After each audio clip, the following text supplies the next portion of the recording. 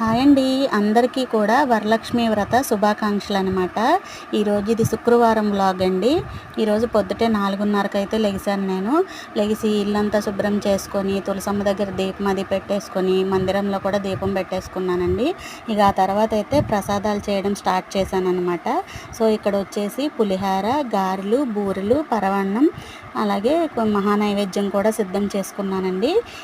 తర్వాత వచ్చేసి దేవుడి దగ్గర అయితే సర్దుకుంటున్నాను అనమాట. ఇక్కడ వచ్చేసి దేవుణ్ణి అభిషేకం చేయడానికి అయితే పెట్టుకున్నాను.